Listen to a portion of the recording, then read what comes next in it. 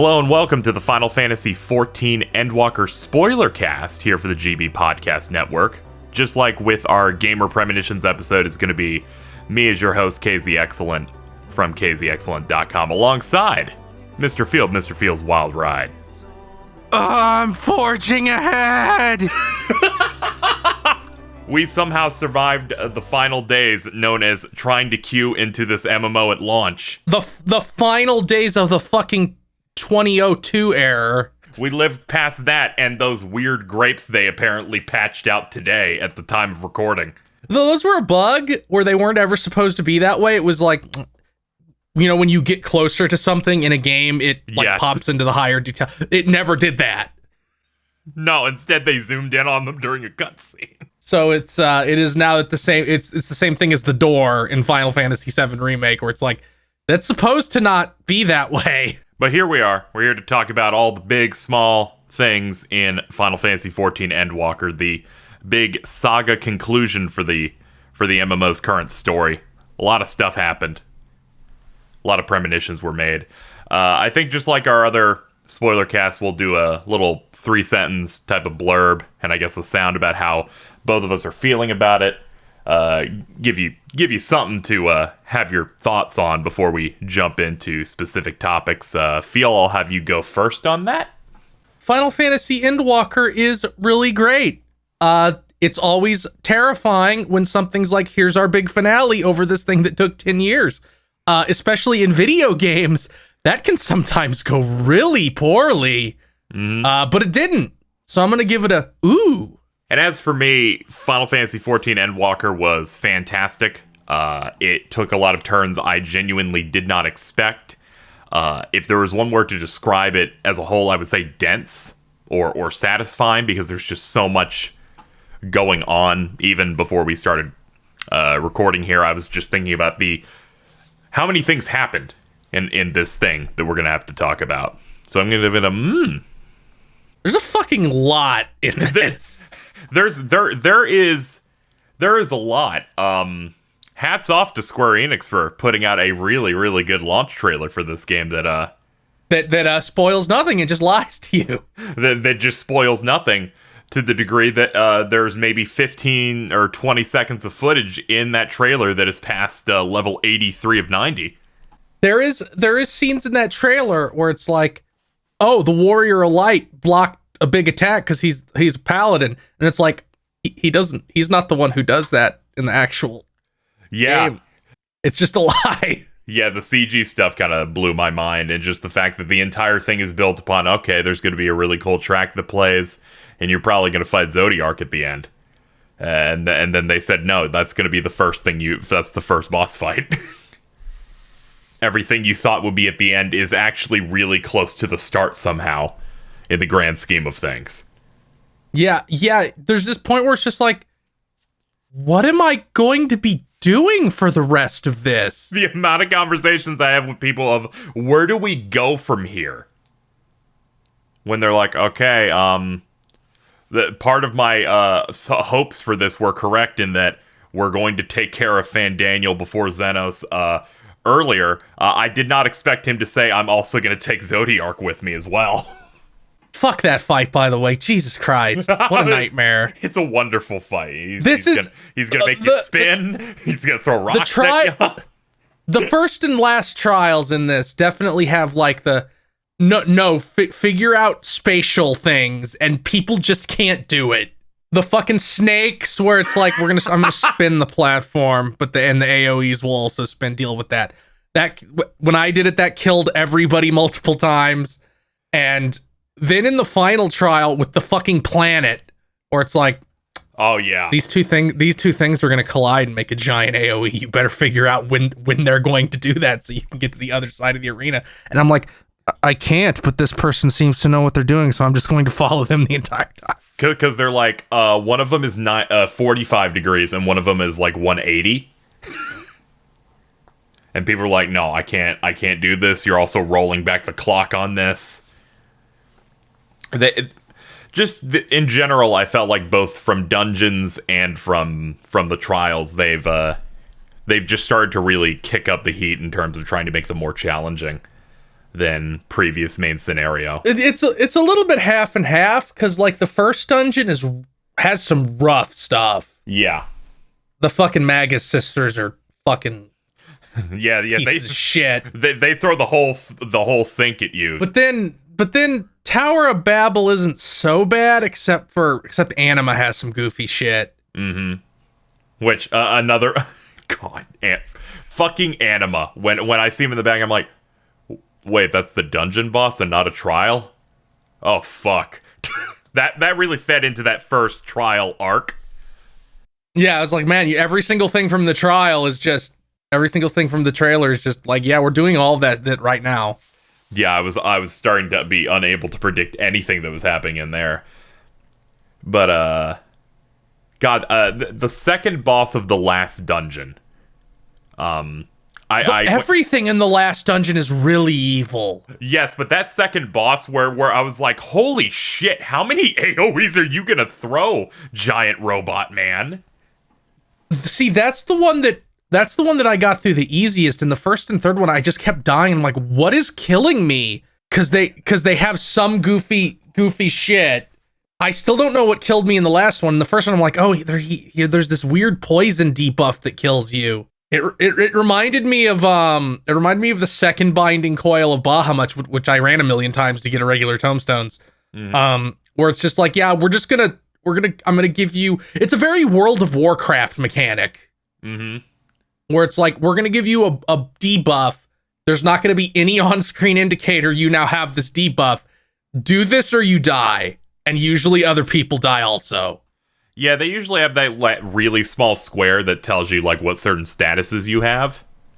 Where it's like, oh, you have a stack of vulnerability, or when you do some of the more lavish solo things in this, they're like, here's how many lives you have. They'll have stuff like that. Yeah, that surprised me. I was like, wait, why didn't I do they ever do that other than the trust trial? Yeah, the very, very final fight at the very end. Yeah. When you do that last thing, they give you 6 lives. Which is essentially 5, because you're going to lose one of those during a scripted moment anyway. He is a dick. Like it becomes like an action game almost, where it's like, yes. you have to identify what he's going to do when he says this specific line and start moving as soon as you hear it. Yeah, you entirely have to base it on sound for some of those moves. Like there's like the really large cone one that goes entirely off the map. You have the fucking Gurren Lagann final battle in the fucking anti-spiral space. Yeah. Good lord, yeah. So many of the dungeons were really great. While I was looking up stuff over the past few days, I learned that the localizers named the final dungeon The Dead Ends, and apparently in Japan it's just called Final Fantasy Remnants. Which, I don't know, I feel like that would have been a cooler name, honestly. But I guess they didn't want it to necessarily be that on the nose, because I guess you're going through different fucked up worlds. Yeah, that... Yeah, also the second one has more of a Final Fantasy XIII-esque look with some of the designs in it, I think. Little bit, yeah. Yeah. There's a lot of like this and Shadowbringers are like both super like Final Fantasy X tonally, because Final Fantasy X is all about everybody's just like death rules. It does, yeah. We should just give up and accept that we're all going to die, which is really funny that Anima in this is nothing. I like the fact that fucking the Emperor got it the worst, man. Fuck him. They're like, we made him Anima, and he's also communicating through the radios.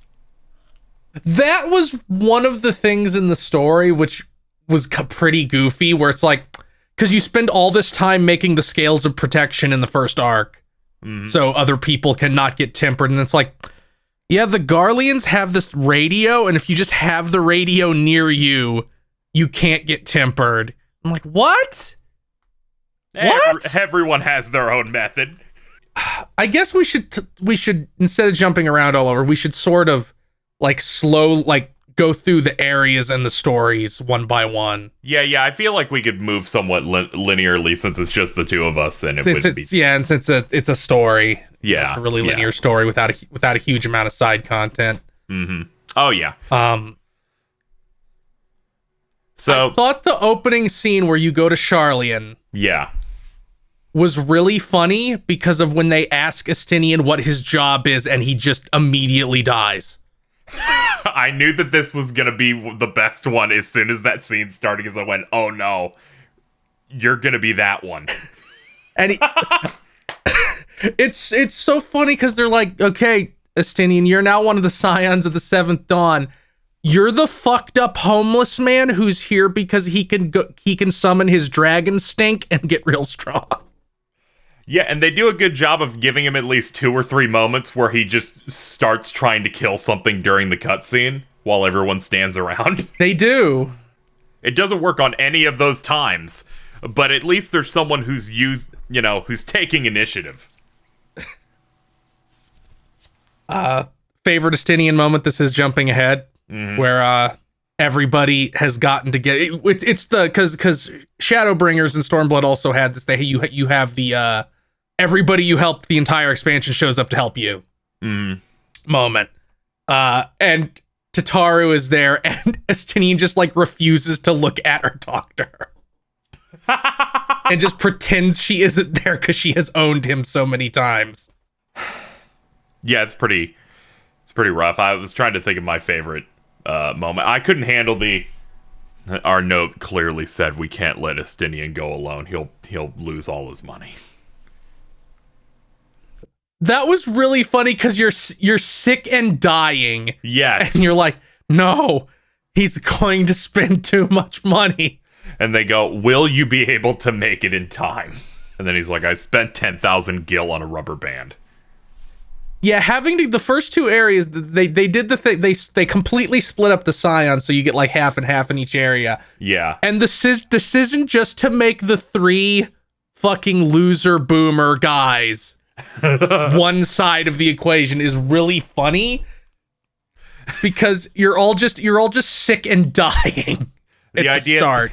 They're like, you have to travel across the entire world. So we will come up with a reason that you can just teleport there and shit your pants. And they don't tell Thancred until he's about to teleport. Yeah, and then he's just dead on that bench for a while. I came out of it really enjoying Thavnair as like one of the highlight zones, just because it has a much different vibe. I like the colors used, the music. And a lot of the lore surrounding like their gods and stuff, I thought was like really well done. It ended up being the first place I chose to go to because I was like, I'd rather. Yeah, that's also what I did. Because I'm like, I'd rather go hang around with the boomers instead of doing whatever here in the library. Yeah, that seemed like it was going to be more heavier backstory type stuff. I felt like getting out there in one of the newer zones seemed like a better idea, and it was, because I got to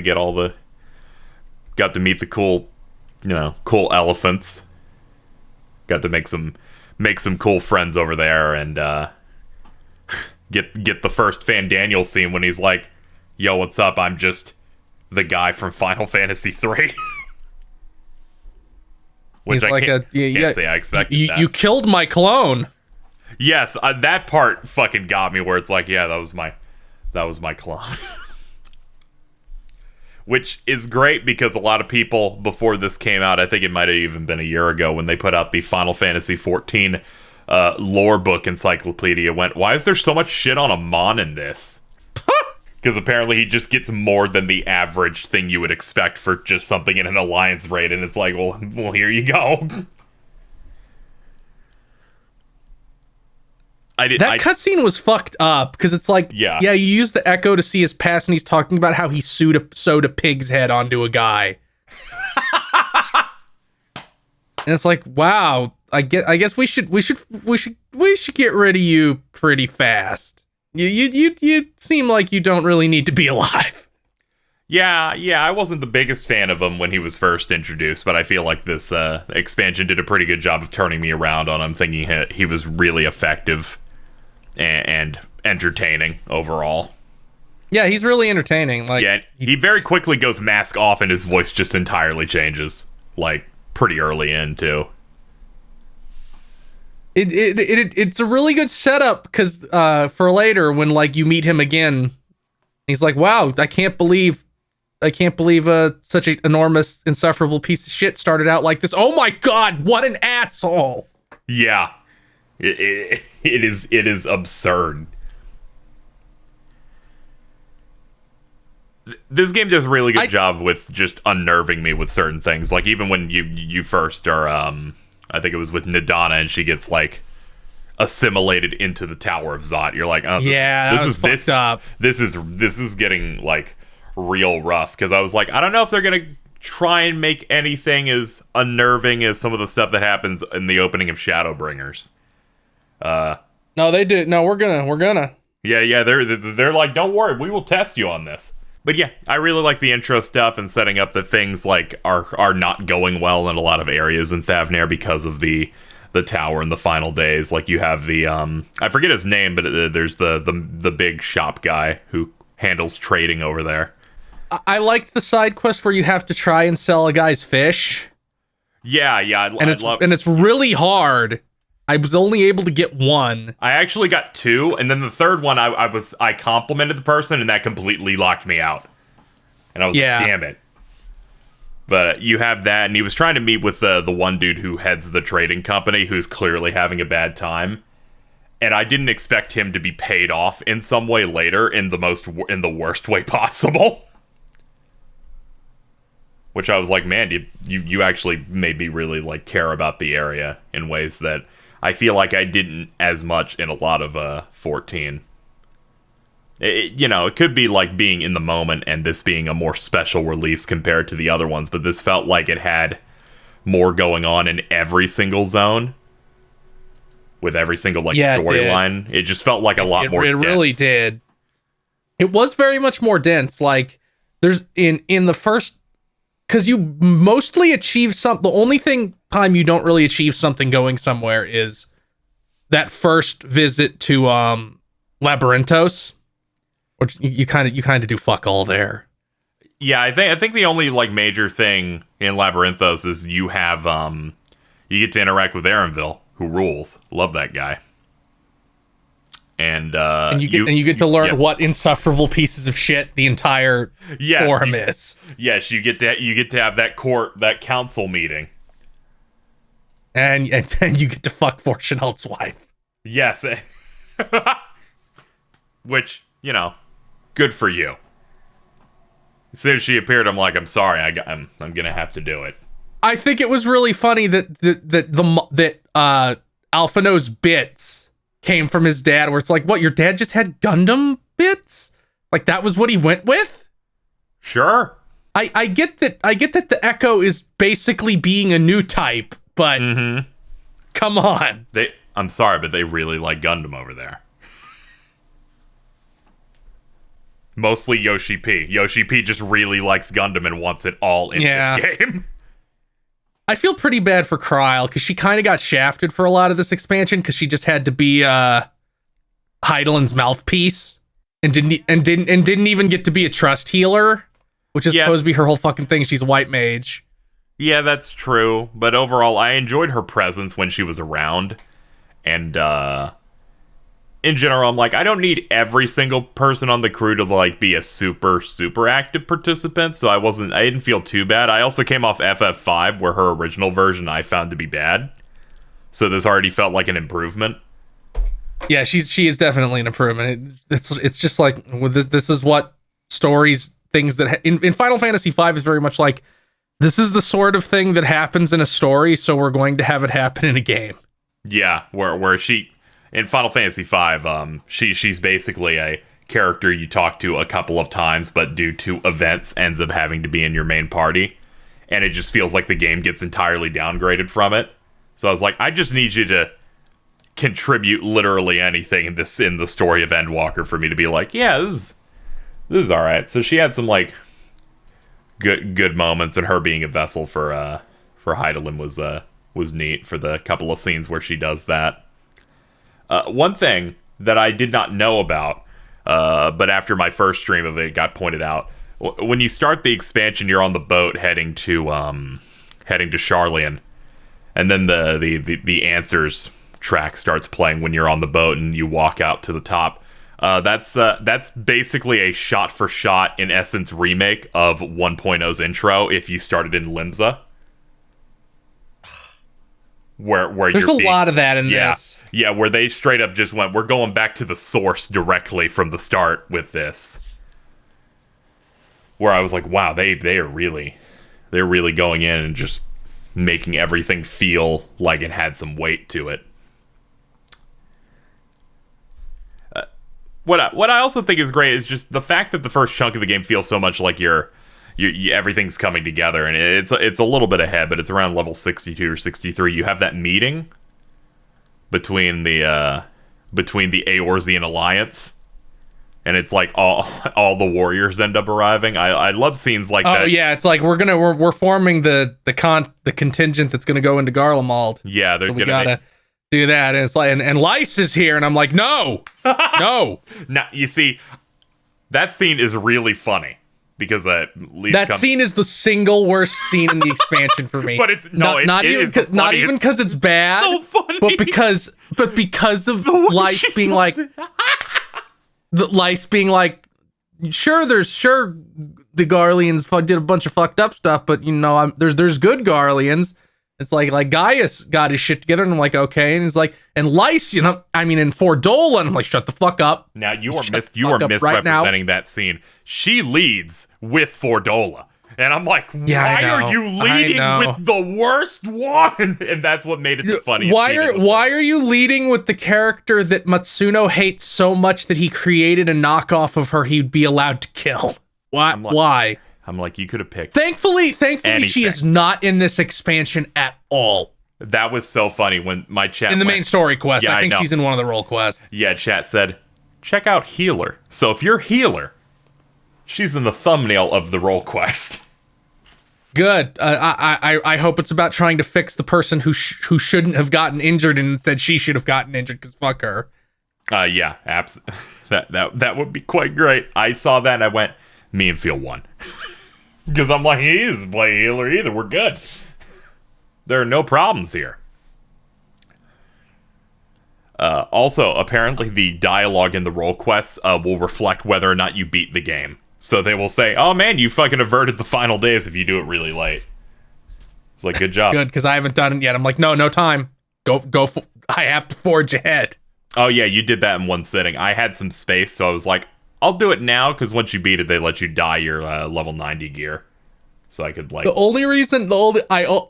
was like, I will do it if I end up cock-blocked, experience-wise. Mm-hmm. But luckily that didn't happen, because I did my roulettes the couple of times I got in before that. Yeah. Wait, what did you run on this? Tank?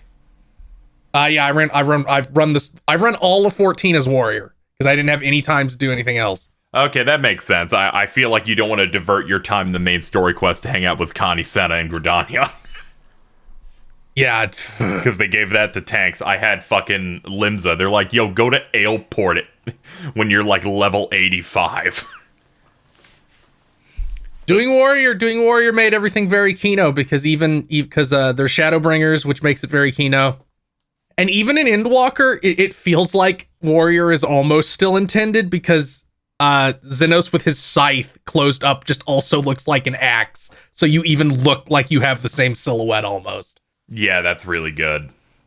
So around this point, we started to get into some of the more intense stuff. You have that meeting where you form the Ilzabard contingent that's going to be going directly into Garlemald, and then you get like the first like cool solo instance for solo duty. Yeah, where you have Thancred going, this is Thancred, and then he does his stealth Metal mission. Gear. Yeah, he does his Metal Gear mission. It's Metal Gear and Crisis Core. Yeah. Do you remember that from Crisis Core? Uh-huh, I'm like, yes. Are you seriously doing the exact same thing from Crisis Core? Yeah, I enjoyed that section. I was a little stressed out at points where I'm like, oh fuck, but I managed to get through that just fine. And then it transitions into your Warrior of Light busting through all of the front lines, which I really like how exciting. much play the Asm Step characters got during the whole Garlemald sequence, because of course they're written by the same person. So she's like, no, my characters are really important and strong. There's some I really good forget writing there. I forget all the times it happens, but I laughed because there are so many times in this expansion where it's like, no, Moonbrita and Isael were really important, we promise. Oh boy, did they. You saying I'm like, oh, you're really mad. You were really mad they killed them, huh? Yeah, on Gamer Premonitions, I did not know that Ishikawa wrote those characters. So then, when as soon as this started, fucking Urianger says, yeah, I never talked to her parents. I'm like, oh fuck. Well, but I understand why this is a plot point. Which I really appreciate them just like being like, yes, we will have moments where we will talk about Papa Limo, to the degree where one of the NPC quests is like their parent. I do appreciate that they layer that stuff in there. It's also really funny that they talk about Papa Limo, but still Lice has been demoted. It is no longer part of the cast. Yeah, I know. That part is just so funny to me, and I'm like, the way she works in the story is perfectly fine. She's going to be there to punch some stuff, and of course she'll be in that cutscene with the Alliance because she's like a high-ranking leader despite the fact that she knows nothing about politics or anything interesting. Yeah, despite the fact that Raban is there and is actually the only person qualified. Yes, and very... Yeah, I really like that solo instance where you're hanging out with all of them, including the dude who just sounds like a Xenoblade character. I'm trying to remember his name, but you reach the later parts of it, and they're like, we have a battering ram, and 3 NPCs just hold it back with their hands while you start punching it. And I'm like, this is so sick. Also, all the Garlemald stuff was really good. Yeah, there was a really good exchange during that instance where Lise does something, and through NPC chat, Magni tries to hit on her. Good. That should be the couple they go with. They deserve each other. Apparently, there's like an NPC after you beat the game. If you go and talk to Magni, he's like, "Can you find me women?" Come on, dude. It's real. Hey. He is desperate now that Sadhu has made the proclamation of, I will fuck all of them and ruin your life forever. Which, God, what a pathetic character. Yeah, it's real bad.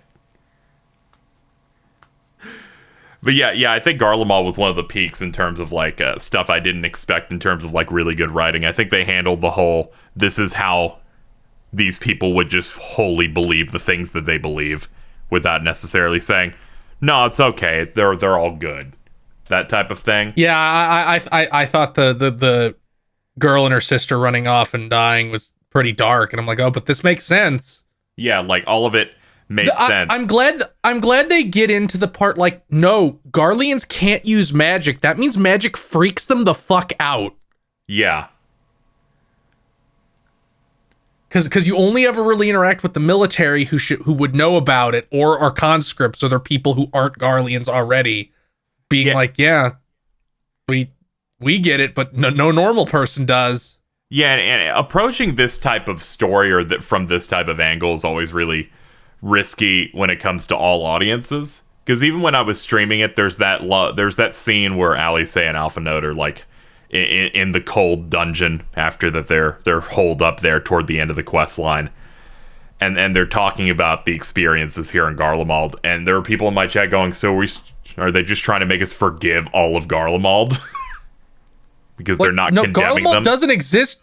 Garlemald doesn't fucking exist anymore, bro. It's kind of a non-issue. Yeah, you see what has happened. Yeah, exactly. It's this whole thing of they're trying to present this like how this type of thing happens and how these people believe what they believe based on propaganda and everything they've been exposed to. And I feel like it was handled and also the really fact well. That part of the story is literally that like Garlemald was oppressed initially. Like they were oppressed because they couldn't use magic and got basically thrown out into the Arctic wastes.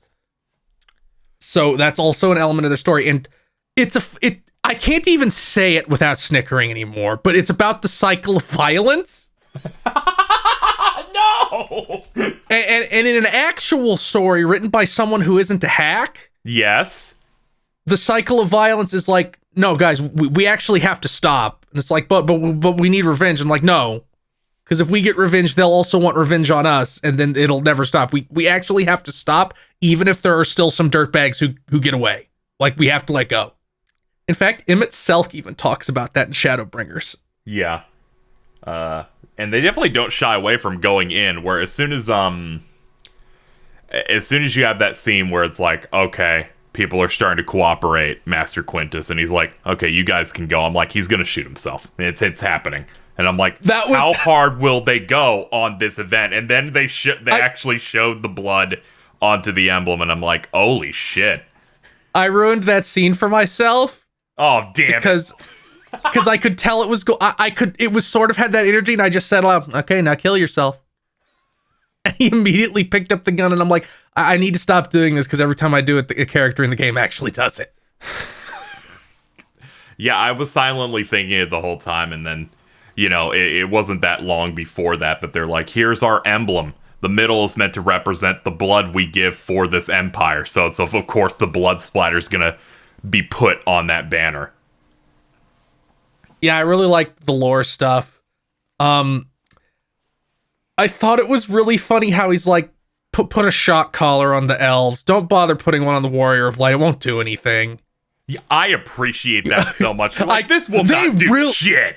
They really sell how big a Chad the Warrior of Light is in this expansion. It's like, what are we going to do? This is the only way we're going to be able to get a handle on them, is if we hurt the children. I do like how fucking in control you actually are that entire time, where it's like, oh no, Alphino and Alice are being kept prisoner. No, we just saved them. There's other people who are competent other than you, Warrior of Light. We just sent Thancred and some guys, and they got it all taken care of. Mm-hmm. Overall, I like... What's that? I was going to go into the next solo duty with your dinner date with Xenos.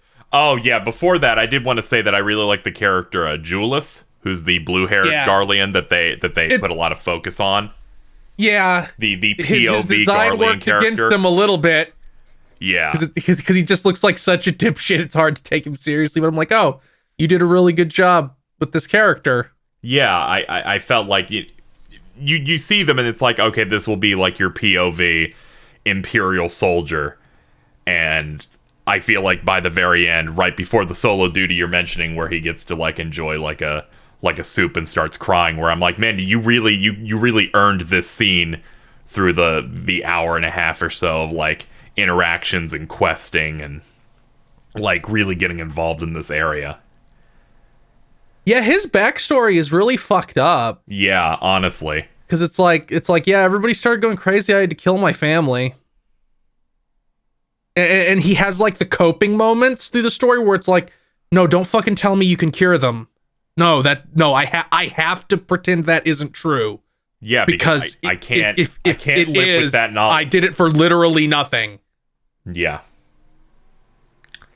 But then you get that great scene where he drinks soup and one of the elves is like, this has too much flavor for me. The fact that Charlian has only one place that has good food and it just has hamburgers.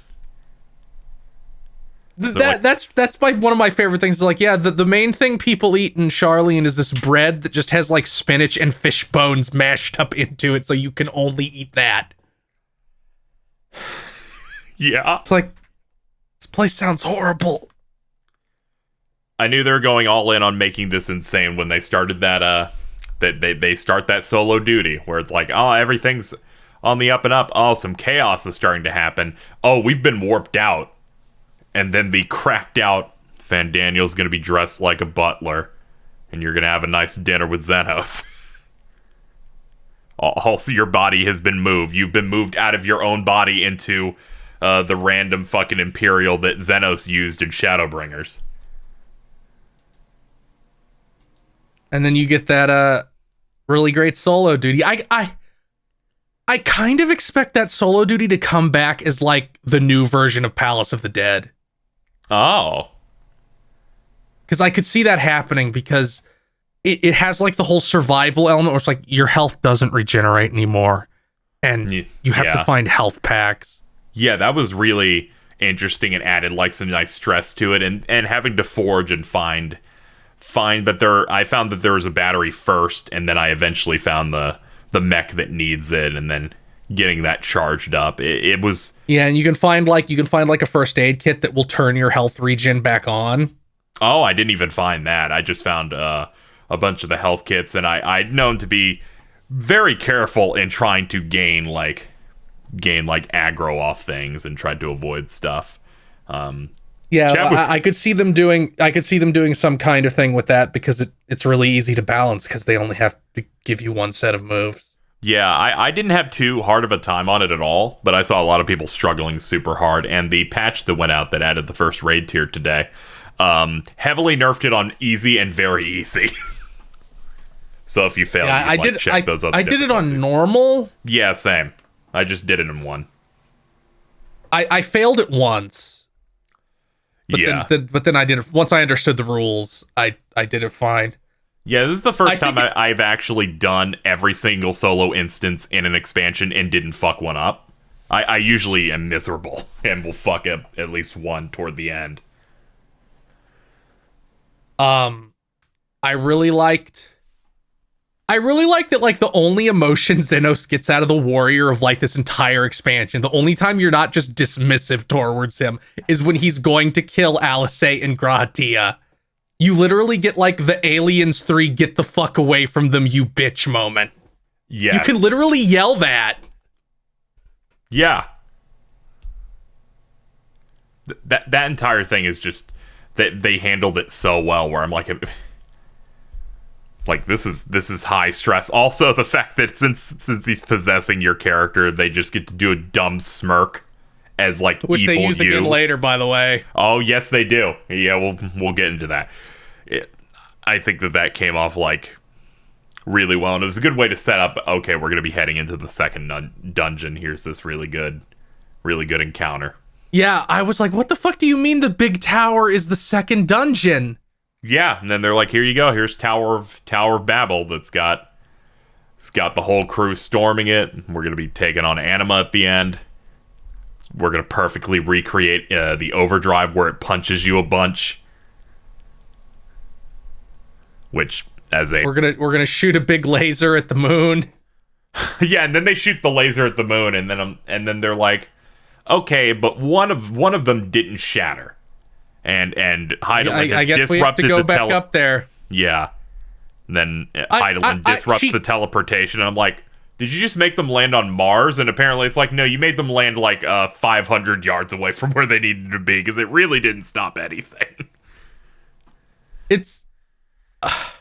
I'm glad she got the run back, because after that and going into the stuff, I'm like, I'm starting to like, Heidelin is like, as like a benevolent god, is like approaching at that point to me. Yes. Was approaching like the level of uselessness as like the Crimson Dragon from Yu-Gi-Oh! 5Ds, where it's like, you could be helping at all.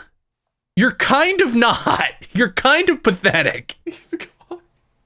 Anytime you do a cool moment, you will just see Heidelin in the background saying, I'm here, just like the Crimson Dragon.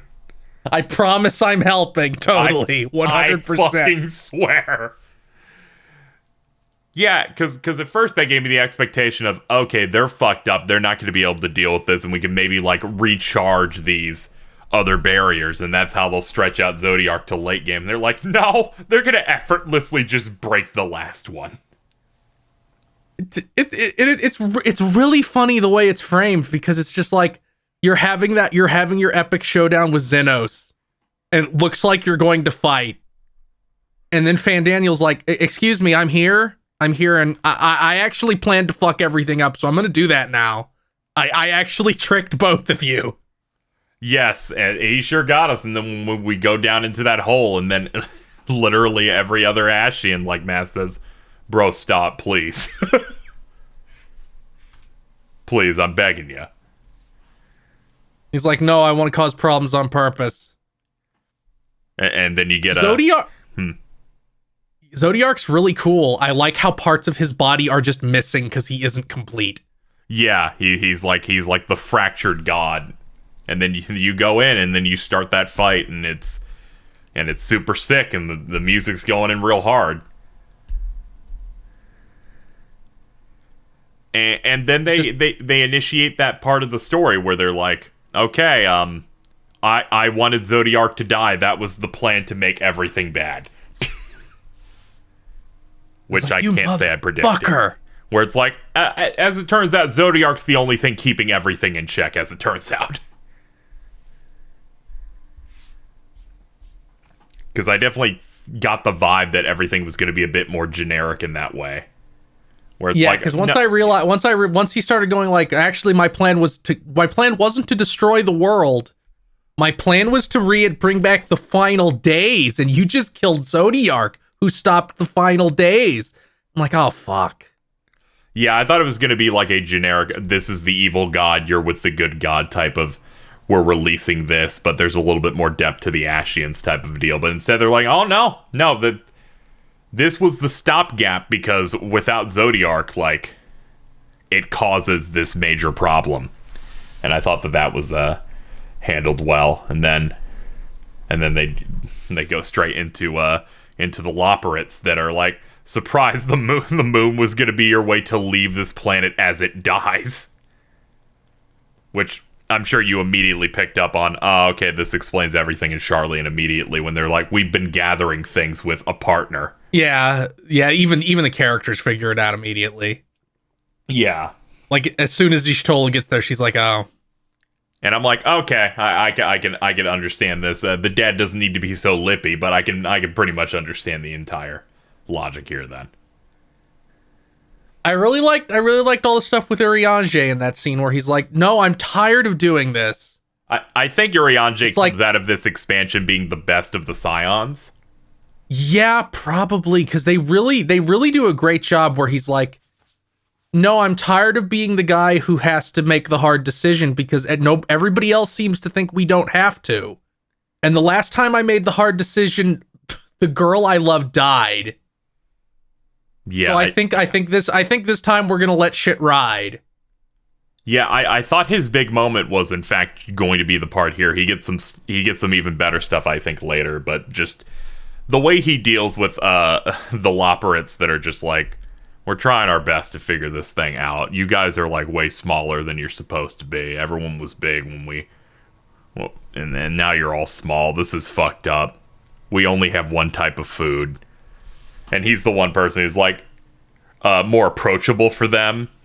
So he gets to have that. He's like, I think we can make this work out, I guess. Maybe. Yeah, the clothes are a little stupid, but we could probably figure something out. And then he gets to have that nice moment with them saying, it's like, you're doing a good job. And then he gets to hang out with them a little bit longer. I cannot believe the moon is such a nothing zone in the grand scheme of things. I think that fucked me up the most. Yeah, it's basically nothing. Like you do like some fetch quests and then you're done in it, and you meet the world's most unsettling looking dog. Yes, it's the lustrous dog, which they were smart to make that your reward for beating the final quest as a mount. God, it's so weird looking. God, at least it looks better than the horses in Final Fantasy XIV. Yeah. So we finished that up. We find ourselves like trying to catch up on stuff. We get to learn more about the forum. That's what they're called in Charlian, and like their plans of they're going to try and get as many people onto this ark as possible so that they can escape the planet for the final days. And If I recall, this is when the shit just starts happening in other zones. Yeah, it starts to hit the fan. But I like the part where it's like, where he basically is like, no beast tribes allowed. And I'm like, wow, well, I guess that's a good way to get everybody against it. Yeah. The fact they just jump into the Thavnair shit happening immediately, where I'm like, oh fuck, this isn't good. Yeah, they found something even more fucked up than the Sin Eaters, where it's like, yeah, if you become one of these things, your soul just dies. It's over. Yeah, like there's no coming back from this.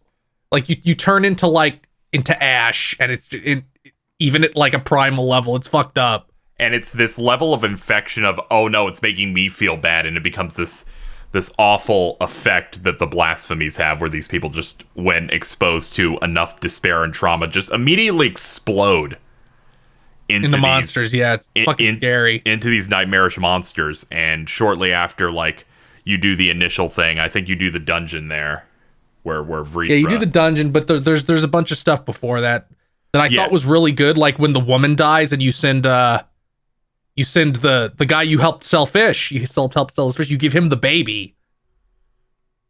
Yeah, I was trying to remember if that was before or after the dungeon, because that's one of the best parts of the entire expansion, I feel like.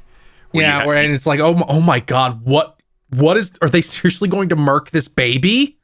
Yeah, because there's this... And it's like, no, Astinian is there to be a badass. Yeah, you have that entire quest line where first you're in Razadhan and you figure out that the main trader who was trying to figure everything out was the start of everything going bad in that city, where he was down on his luck. He finally had a chance to really get some stuff moving with a trading partner, but that dude had to drop because he just could not handle the load or anything financially. And it's like, that's reasonable, but that was the stressor that like broke him. And then he just turned into a blasphemy, and that caused problems. Which I thought that was cool, where they set up a character dozens of hours earlier and just went, yeah, he had the worst possible ending possible. Yeah, it's rough. Like you meet him and he's already fucked up, and it never really gets better for him. And I'm like, I feel like you could use a couple of characters like that, where it's just like, yeah, it's not going to be a good ending for you.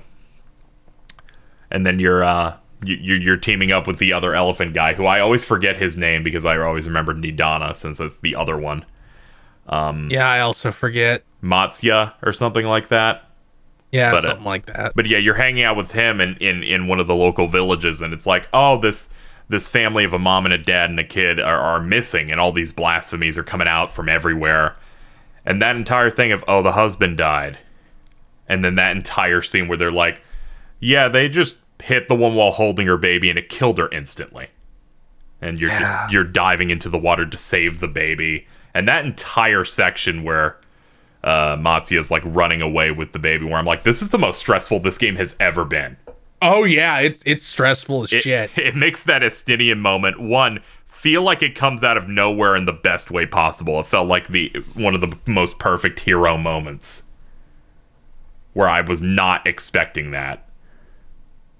Because I'm like, I'm sorry, these guys are steaming. They got the bad evil gas coming out of them right now. I have to say, the rule of these spoiler casts is I have to say every stupid thing that I thought of while any of these scenes are happening. Yes. So that scene, it's a testament to how good that scene is, that it was still good even after my brain connected it to Rugrats. What? Because of when he's holding the baby and running, and he's chanting to himself so that the despair doesn't take him. I was just thinking of Rugrats and Chucky going, "I'm a big brave dog. I'm a big brave dog. I'm a big brave dog," over and over. This is really fucked up, because that's exactly what that scene is. Yeah, that's why I thought of it. I'm like, wow, this is still really stressful though. That would have just. I also thought of Dune, but at least Dune is a little bit more less ridiculous to think of. Yeah. Where they have to go, I must not fear. Fear is the mind killer. Fear is the tiny little doubt that brings total oblivion. Over and over. I'm a big brave dog. Jesus Christ. But yeah, that was executed really well, and it felt like it really sells how horrifying the final days actually are. And oh yeah, especially when they realize, wait, what do you mean this started before the sky got fucked up? yes, that's the part that makes it means this horrible. could just that means this could just start happening anywhere, and there's fuck all we can do. Uh-oh. Mm-hmm. And that's when they introduced the role quest, where mine was in Limsa, and they're like, yeah, there's it's the Sahuagin. There's like an evil sect that hates that the other ones are making peace with Limsa, and they're really mad, and one of their leaders just becomes a blasphemy. And they're just like using that to try and get the upper hand, and are desperately trying to make like Leviathan. Yeah, I guess all of them in some way lead into trying to solve that problem. And I felt some of that was all right. I wasn't nearly as interested in it as the main quest, but it is interesting how they're like, here's how we'll make the other locations relevant in a side quest thing. I am glad that they didn't require you to have to do a role quest before finishing, since they aren't nearly as important as, say, the stuff in Shadowbringers, where it feels a bit more woven into the plot, certain characters. I like it because at the end of one of the days I streamed was the end of the Thavnir section, where people were like, you're going to want to stop on this quest, which is right after the role quest, where they're like, fuck, we have no idea what to do at all. And then Graha goes, yo, you could just go talk to Elidibus. Yeah, it's like, I lost my fucking he's mind. the only, I'm like, what do you mean? yeah, I was like, what do you mean? He's like, yeah, I just sealed him into the tower. You can just go do it. Like, well, nobody fucking else is gonna know this. I wish Heidelin wouldn't have been so fucking cryptic for no reason. Yeah, they're like, oh, Elidibus is trapped in there, so you might as well go check with them and ask him about it. So you get to have your moment where you head back to the first and go talk to him while he like spends the first like minute of it coping until you tell him all the fucked up shit happened. He's like, I guess I'll sacrifice myself so you can go back in time. Which like, am I seriously going back in time? Yeah, I was not expecting it's like you're going to go back in time. And as soon as they said that was the premise, I'm like, this is going to be the place people thought was going to be like a Zeal from Chrono Trigger, because all they showed was concept art of his own, and it was Elpis, which is the floating island zone. Yeah, as soon as I saw it, I'm like, oh, this is that area. Yeah, like it's like if we're going back in time, that would seems like the only time it would fit to make an area like this. I didn't expect it to be a full zone at first, because they do that thing where it's like, no, you're not going to actually be able to touch anything or interact with anybody. Yeah, you'll be in your ghostly form, and you're there for maybe a minute until a couple people roll up, being until Xehanort shows up. Yeah, Hythlodaeus and Emmett Selk. Emmett Selk revealing that his natural hair color is completely white, which I was like, excuse me? What? Which also, he has the same face, which is strange. Like, how did you work that out? Yeah, I guess that's just how it be. Since he did you use like genetic modification to make it look like yourself? I wonder. Sometimes you get bored. I do like how he immediately fixes you, because Hythlodaeus is like, come on, do it. I want to do it. Come on. The entire theme of this zone is bullying him and asking him to do something over and over again until he starts crying and does it. It's really funny how he's like, yeah, I also made it taller because nothing that looks like a Zim needs to be a dick sucking height. That's just asking for trouble. Yes. So I just went ahead and made it taller. Which is like, thank God you did that. Then they give you like an outfit based on them. Which good luck anyone who was playing that game late and then suddenly sees people in like the other zones walking in that. Going, what? At least you could assume that maybe you got it from some raid or something, because isn't that. Thank God it isn't that much of a spoiler. Yeah. But yeah, this entire zone was really interesting when they spend all the quests explaining to you. Yes, every annoying boss that you're like, why does it work like that? Yeah, they made those. There's a side quest with a behemoth that they're working on, that they're deciding is a beast that can live on the planet. and you get to have a dialogue choice to be like, yeah, it should do meteors. That makes sense. You should do that. It's a good idea. Mm-hmm.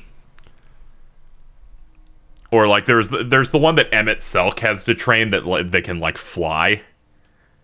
And he like and he gets and I'm pretty sure that's like a Heavensward like fucking patch boss in one of the dungeons. Yeah, I think so. But yeah, the whole story arc for that area is so good, which is bullying him at Selk, and it's really great to get him pre-depression. Yes, where he's like, I'm here with my friends, but I'm going to be upset still. Yes, I really appreciate the dynamic he has with Hythlodaeus. And I didn't expect to meet the white woman. Yeah, I did not expect that. As soon as she popped up, I'm like, oh, okay, I understand this now, like, entirely. And then you immediately get to fight her.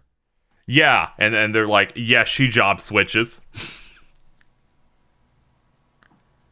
She has dancer, paladin, and white mage. Mm-hmm. And as soon as I saw that, I'm like, oh, we get to do a dungeon with these people. There's not a chance otherwise. See, that still didn't hit me, and I like how close you were, where you're like, here's a trust with Emmett Selk in it. Yeah, I almost, that was almost like an explicit premonition where I'm like, yeah, you get to do a trust with the old Astinians, except I wouldn't have guessed Venat and Hythlodaeus. I would have guessed La Brea and Elidibus. Yeah, that was the one we had on Gamer Premonitions where you threw that one out there, and I was like, holy shit, guys. he was actually like almost entirely on the mark with this one. It's another Final Fantasy X thing too, where Hermes can't accept that. Like, why would you want to die? That seems really stupid. Yeah, everything dealing with that, where I'm like, oh, okay, there's here's Hermes. He's like the original Fandaniel, or like the next one we would know about. He seems like he has depression, but he doesn't seem. Yeah, he's got like a dumb bird thing. And I felt like, we were going through some motions. We had some interesting stuff going on. We have that cutscene that's like, Venat immediately knows you're time traveling and just makes you, and so Emmett Selk makes you say everything. And you just describe Emmett Selk, you were really cringe. And he's like, I resent this. Why would I be them such so a bitch? Much. Yeah. It's really refreshing to play something where it's just like, no, he just tells everything. It's like, there's no reason not to. And I'm like, how are they going to resolve this? Yeah, this had me very interested in what this was going to do. And the fact that this is just the one pocket in the story of time travel, as opposed to many stories that will make it a much larger part. And I feel like they handled it pretty well. I just like the fact that it just made Emmett Selk have to be mad, saying, I wouldn't do that. That's fucking stupid. I'm not a megalomaniac. And then you get to the event. Yes, you get to the event where it's like, we need to get this report from media, all the other planets. And then once she starts crying black goo, I'm like, oh, I see where this is going. Because first my vibe was like, did you find something really fucked up there? And it's like, yes, but not in the normal way someone would think of. See, at first, before the first time we see that character, before they even really do anything, I'm like, is this like a weird version of Garuda? Are they going to introduce like all the primals as these weird little skrunkos? Yeah, I was wondering, because I'm like, you are bird related, so I'm wondering what you're going to do with that. And at first I thought, oh, they said that Medion and all of the other ones that we never see are like linked together, like through the mind. Yeah, they're a hive mind. I'm like, okay, so one of them got infected maybe, and it traveled, and then they finally go into the whole report of Hermes sends all of them out to the expanse, to space, to find life and answer this question. Just about life. Yeah, what's the meaning of life? What is the meaning of life? Which really dumb, broad idea to give to your robot-esque thing. Made of emotions that can apparently fuck shit up really badly. Yeah, and just discovers every planet they go to either is already dead or is so far gone that it just does nothing but brings this awful, awful despair. And then that just puts him off the deep end and forces you into this dungeon where you fight him.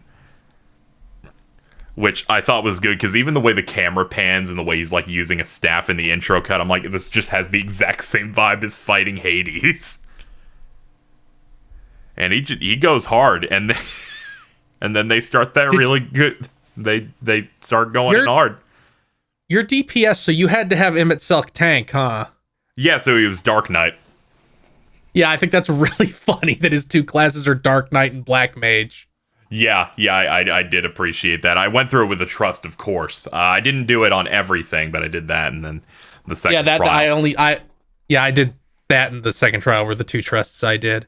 Yeah, I came out really enjoying that dungeon and everything around it. And then he's just like, no, I'm a fucking dipshit. I'm going to ruin everything because I'm a dipshit. When he activates the thing where it's like, remove memories of everyone on this building now. And I'm like, oh fuck, I now understand exactly what you're doing. This is really cruel. Like, okay, I guess we better get out of here. Yeah, they immediately start hyping up Vanoff, where she's the first one to break out of the bindings that get put on everybody. Yeah, and then everybody, and then Emmett Silk's like, of course I knew their plan. I'm not stupid. I'm not a fucking idiot. You're the idiot for thinking I'm an idiot. Yes, they do the entire bait and switch plan so that both us and Vana are able to escape the memory like wiping area. Unfortunately, Medion gets to escape so that all the bad things can happen, and that kind of like caps off that arc. And then you get the cutscene of what happened in Amarot with Vana that like sets up the whole Sundering event. And then they play Answers in it, completely recontextualizing that song in my brain to be the cool Bahamut song to become the really cool Heidelin track. Yeah. Which I was losing my mind like toward the end of that scene of this, just her walking in the void during each like rejoining, where it's like, yes, she's been with you the entire time. She has dealt with this shit. They handled that scene so well. I was like, this expansion was like at a 10 at that point. I'm like, I don't know how you go past this. That was just so well done. Because I feel like so many people I've seen have come out and gone, I thought she was going to be bad. Like, even I had that vibe. Where I'm like, they could try and do something there. And it's like, no, she's the goodest one of them all. Yeah, I didn't have the vibe. It feels like you always go for that. I didn't have the vibe of her being bad. Yeah. Especially now that you have that new context where it's like Zodiark and her are primals that were like summoned. You feel like you could maybe go with that angle, possibly. But then they're like, no, she was actually pretty perfect and like really, really well done. Which feels like an extra twist given how she was presented earlier on in the story, where she can't really do anything. Yeah, I'm like, oh, thank God they brought this back. Yeah, and brought this back like tenfold. I was pretty shook after that scene, and you finally get out of Elpis, so you can move on with the next part of the story. Which is just, we need your spaceship, so we have to run errand. It was a really weird cooldown arc. Yeah, this was just like, the expansion really likes cooldown stuff, where they're like, everything can't be all action, so there's like, and they don't want to run into something like Stormblood, where there's not nearly enough time for any major plot point to really breathe at all, because it's two things smushed together. So they gave everything like a lot of time to like dig in. Except for that one quest where it's like, go find and talk to 8 people. That is the worst quest in this entire expansion. Yes, it is. And I'm like, what the fuck do you mean 8 people? Am I suddenly in World of Warcraft where everything has to take 3 times as long? They're like, talk to 8 people. There are 15 possible people to talk to. There are like, 15 possible 7 people, of them and nobody don't matter. And nobody is marked on the map. So just look. Yeah, it's a fucking red circle one, and I'm like, this is taking longer than it should. But here I am. At least there was good stuff in it. Like, no, this person's doing better than you are. And I'm like, fuck you. You don't know how things are going. Mm-hmm. We also got really good moments like with the lemon. It's like, I don't understand cooking, so I'm just gonna bite a lemon. Somebody who's listening to this, if you can do art, I really need you to draw the guy from Shelbyville biting the lemon and his face becoming like a Scrunch from The Simpsons, but as a Loporit.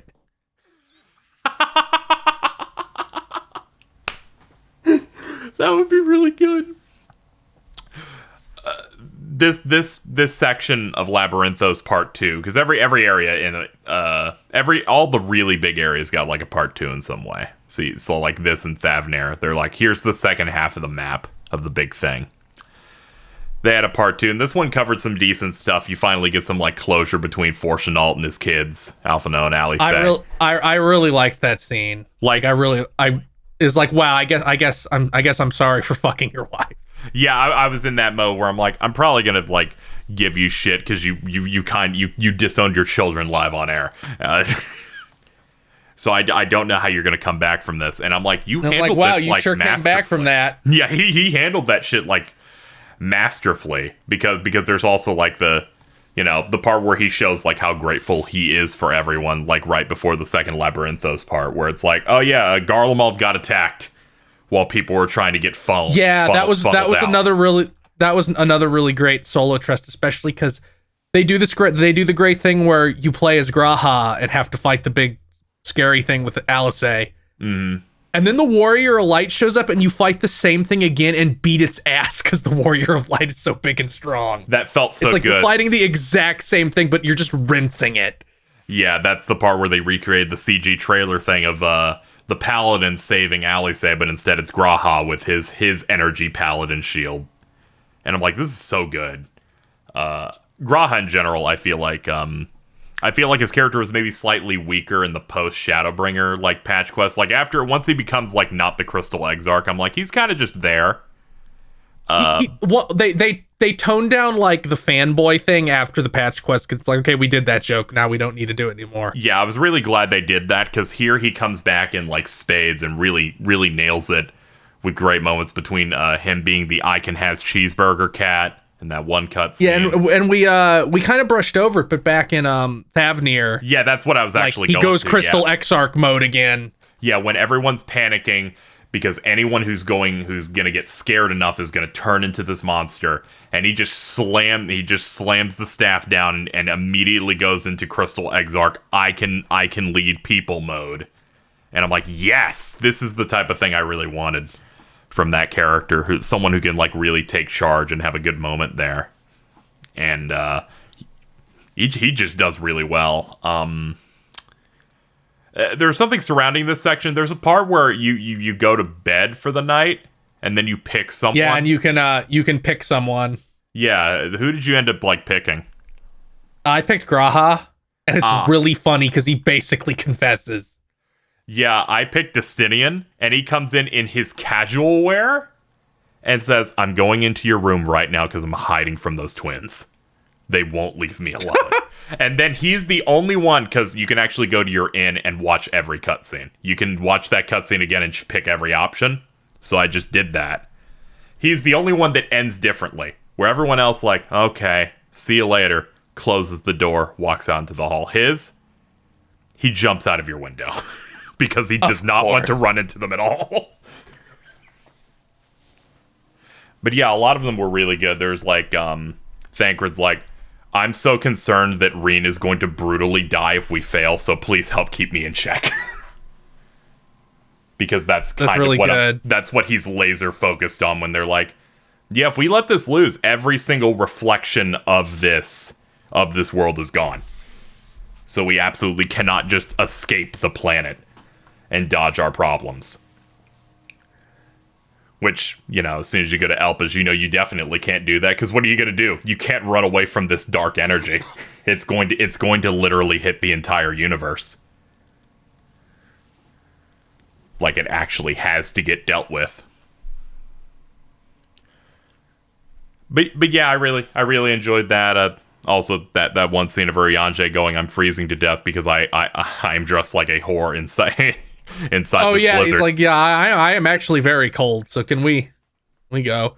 We also get the really good payoff of the Garlean stuff with Julius showing up with the Garleans to save everybody with the Magitech armors and stuff.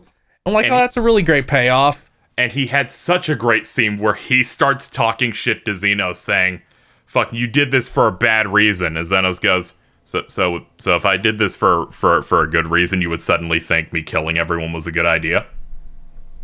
Yeah, I really like that scene. Is that really all it takes, really you bitch? Funny.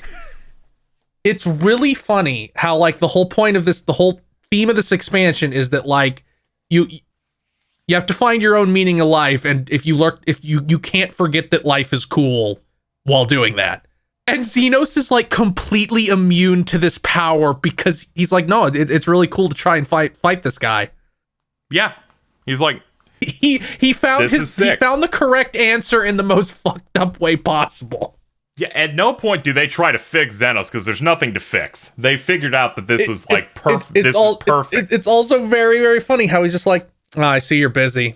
I'll be going now. Yeah, and he's like, is it cool for me to stalk you right now? And he's like, no, not really, man. He's like, okay, I'll come back later. And he's like, this one blue-haired dude's mad at me, and Alexei's really going in hard. I guess I'll just leave. And then he does. Then we had some of the other stuff in Labyrinthos. We finally get that moment that I feel like everyone forgets about until it happens again, where it's Urianger is confronted by Moonbreeda's parents, and you get one of the best scenes in this, where he just gets to have that moment where they're like, "No, we're sorry for you. We're not mad at you at all. You went through way too much." Yeah, they really they do everybody so good in this. And then people... It's really impressive. And then my chat tries to poison me going, "Did you know Urianger is voiced by Moomkar and Xenoblade?" And I'm like, stop. Yeah, he is. Stop that. Please. Look, it's not as bad as Ishtola, who is voiced by the worst character in Dragon Age. I'm sorry. Yeah, sorry. That's why I called it like the Dragon Age character, the Dragon Age voice actor redemption arc at one point. Oh God. Because it's like, wow, you do things really well. Mm-hmm. There's also like a fucking million Xenoblade characters in 14. Like, it's almost everybody. Yeah, that one dude, I now remember his name, Sickard. Sounds like a Xenoblade character whenever he talks. It's just unintelligible. Oh yeah, I love Sickard. It's all the unintelligible, like, yelling of things, and I'm the decision to pair him with the dipshit son of House Four Temps. Oh yeah, in all the scenes was a really good decision. Yeah, I'm like, you're such a dipshit. Yeah, I like that a lot. And there's so many scenes where they're just like shoving each other like children. Yeah, I know. It's like no, I did more. No, I did more. It's such a perfect like dynamic. You start reaching toward the end of this section where it's like Alphino makes the call in to get as much adamantite as possible so they can get more efficiency on the fuel for the big arc we're going to use at the end. And then literally all the warriors come in, and they're like, everybody arrives, and depending on how much side content you complete, that scene's longer. They're like, oh, you finished Omega? Here's this thing. You took on the 4 Saint Beasts in Stormblood? Well, here's some stuff we picked up from that. And they just keep adding on dialogue after dialogue, and I can tell this chat's like, you missed this, and you missed this one. And they there's only so much time in the world. I guess I'll look at it through the book someday. Yeah, there's like a ton of additional stuff and additional dialogue choices. Like you get if you did Omega, you get additional dialogue choices when you hit the heavily Omega related thing in the final zone of the game. Because because they try to make literally, it makes everything feel like it matters, even the smallest thing that you did. Like they made references to like Alexander and stuff, and the goblins there, because I remember I finished that raid series, and I'm like, this is great. Then I get excited any single time Sid shows up, because I saw one. Yeah, I was like, wait, why? Because when that scene first started, yes, I was like, why aren't they just calling Sid? This seems like his sort of thing, and then he shows up like, why the fuck didn't you call me? Yeah, that was the best, because the vibe he has anytime you run into him after, like, Heaven's Word, and someone made the edit, is he's that guy, the fucking comic of going, are you winning, son? That's the vibe he has whenever he shows up. Like, I don't know what's going on, but are you doing good? And he's just hanging out with his husband, fucking Nero. It's like, I haven't fucked anything up yet today. For now. But yeah, you finally get your moment of, I solved this quest and I did a bunch of things and I found 8 people, so you have to let me do whatever I want and meet Hydaelyn, so you get to do that dungeon. Yeah, that's another really cool dungeon. Oh, it's fantastic. Anything that makes it so Harshafont's ghost appears and buffs the entire party makes it a peak yeah, and dungeon. Moonbreeders also happens. And any dungeon that says one of the bosses will be Livia from A Realm Reborn. Yep. And I'm like, you're pulling everything, to the point where I'm like, I've had enough of you. Stay dead. I'm like, what are you possibly going to do at the end? And then in the end, they're just like, you're just going to fight him on again. Yeah, I actually, leading up to it, I'm like, is it going to be fucking La Habrea? Because he hadn't, because I didn't know at the time that he was going to be the raid series. Yeah. So they didn't end up so I was doing like, that. he got nothing with the Astinian stuff. So at the time I was like, is this going to be what he gets? Where he's just like, no, I am still, you didn't win, Warrior of Light. You didn't win. You didn't do anything to me. I owned myself, but I am still pissed. I'm trying to remember, the second boss of that dungeon was the dude who's in the really pathetic A Realm Reborn trial. Yeah, I actually wish they had gone with anything else. Like, I saw him show, I'm like, well, I won't rinse this as fast. Cause he never came off to me as like a character that's that evil. He was much more like, yeah, I really love you guys. You're like such a cool dude and you respected me as a person, so I'm gonna do this thing you want me to do. This just felt like an easy way of, we're gonna put in 2 really early things just because we can. It's like we're gonna bring them in because they're old villains. They should have made it King Thornton, and he's mad again, gets owned again. I bet the only the Pope. I bet the only reason they're holding back on that is because I think in like a month or 2 they're gonna release the next Ultimate, which is gonna be them fusing the Needhog stuff and Thornton stuff into one long raid fight. Oh, the next Ultimate. The new Ultimate is the Heaven's Word thing. Yeah, they're just calling it a remix of the end of the Dragon Song War. So I'm excited to see how they handle that. So I can see why they would held back there in the same way they held back on La Brea, just not doing anything in this. Once again, it is so fucking funny that it's like, what saves you from the white mechanic in Amon? Isael and Shiva. Yes. That was so good. And then you beat him down, and then that little wisp appears that starts talking. And I'm like, what are you doing? When they're like, Asahi is here to cope and seethe for 5 minutes. That was really pathetic. It was. You could really tell when even Alpha No goes, yes, I agree, Asahi. I hope you burn in hell and I never see you again. Yeah, I think he's literally like, I had enough of you people when I was alive. Fuck dealing with you when I'm dead. It's like, you were around for like 15 minutes. You had a really stupid plan and then it failed. It failed because I didn't even kill you. You killed you by fucking with your sister. It was really bad. Like, you... He sucks so bad. I could not believe that they fucking gave him a moment to be like, I'm mad that you just took my body and fucking did dumb shit. Though I do sympathize with you wanting to kill everyone. I also want everyone to die, but still. And then you get what they probably wanted to do at the end of Shadowbringers, but couldn't figure out how to do it.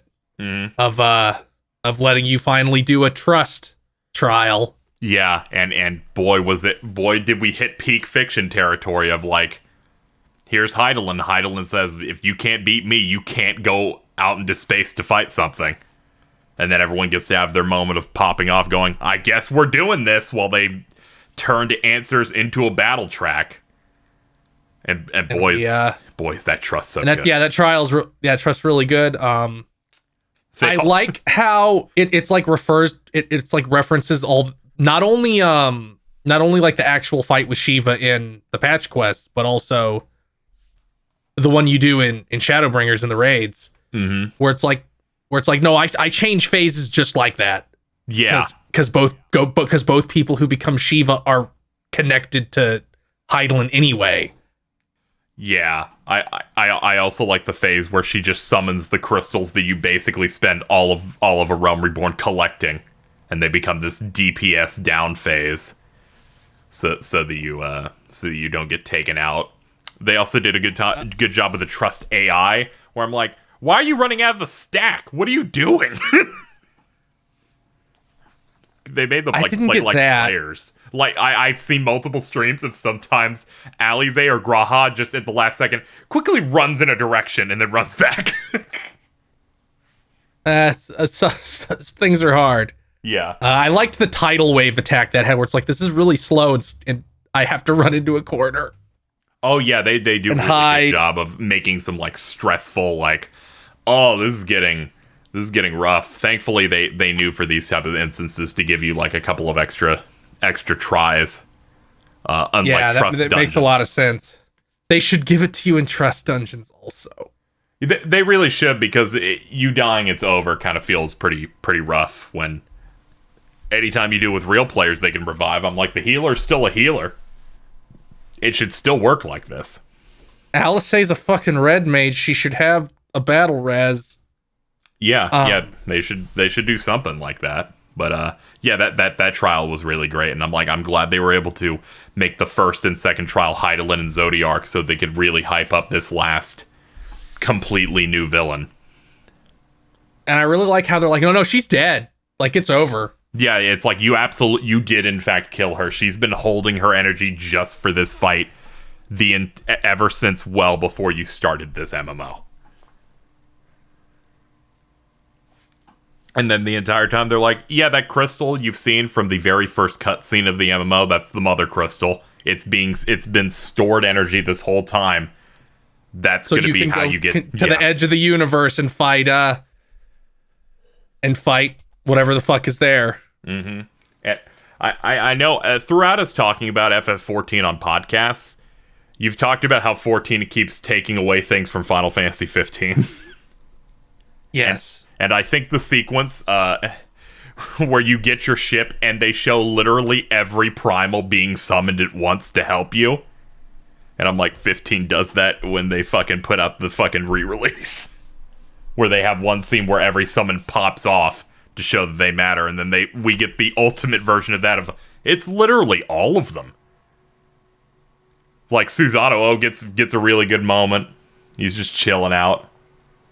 Garuda's like coping really hard. But it's like, I will do the most. I thought that entire sequence as you're getting ready to go into space was like super, super good. Yeah, and I really like how it's like, okay, even the beast tribes are like, now we can sort of summon primals and them not just be evil and try to kill everyone. And then you find out the fucking dickhead Ashians were like, no, we taught them summoning wrong as a joke. Yes, that was fucked up, where they're like, yeah, that's just how that works. The way we're gonna do it is fine. We're just going all in on this mother crystal thing. Yeah, we have the patch quest that will we have the patch that will make them not want to brainwash people. Mm-hmm. Now, I forgot to mention it earlier, that entire Elpis section, I think, with the time travel is really good because it entirely recontextualizes 5.3. Where it's like, oh, when XIcellent dies, he just remembers. That's right. No wonder he helps you in the 5.3 trial. It's because he's like, oh fuck. I mean. Oh man, I really fucked this up, huh? Yeah. So it's like that's why he's gonna show up and help you and do that snap. But you're in space, and then Medion shows up on your ship and starts doing that scary girl thing. And then in one cut, Thancred is murdered. Yeah. And I'm like, oh fuck, this is bad. I mean, granted, another character dies shortly afterward, and then I understood what we were doing, but Yeah, the only part of the whole expansion that kind of got me was like, even you guys aren't treating this with any gravity. Like, even the characters are like, we're gonna die, but it's probably not permanent, I guess. I feel like they accepted that what they had to do. I feel like they, I don't feel like they were acting like this is that they're gonna come back from this, or at least some characters toward the end especially felt like there's no coming back from this. Like when in the final zone when Graha dies and Alize just can't handle the fact that this always happens to him. Where it's like, can't you just stay the whole time just once? But I didn't have too much of a problem with them doing that, because I'm like, okay, it's all a part of whatever you're setting up here. But that final zone's really interesting, where they get to say, these dragons are from a planet that died. It's the planet that Midgar Sormer came from, where he had to escape. And that entirely recontextualizes what Veritra says to you very, very early on, where he's like, Midgar Sormer arrived on this star, saying it was the one with hope. And it's like, oh, because all of the other ones are dead. This was the only place left that he could find. You also get the really good realization that the title screen is not the moon. Yeah, no, it's not. It's Ultima Thule. Yeah, Ultima Thule, that place. Which that was really exciting. What a fantastic zone that does that thing that games do with evolving music as you progress to different areas, adding more instrumentation and then eventually vocals after Cat Husband dies. Yeah, and then you get the dragon stuff, which is really great. Mm-hmm. You get the second group, which are really interesting. Yeah, even if they aren't really connected to anything. Yeah, it's just another race that they could do. But then they immediately get to follow it up with the Omicrons, which are the Omega-esque guys that are just like, yeah, these are the ones that killed those dragons. There's no ambiguity here. Here they are, and here's how even robots fucking fell into problems. Yeah, it's like we used to be organic, but we replaced everything with machines. So now we have no reason to exist. It's like, can't you find a new reason? No, it's over. Yeah, I thought that was I thought their designs were really cool, and just everything about that was really, really interesting. But through that, basically splitting the zone up into like 3 with that to just show you different civilizations that utterly failed, I think was a good way to go about this. And, it gave each character their moment of, this is how I'm going out. As I try to push us further as people start dropping like flies as you try to reach the end.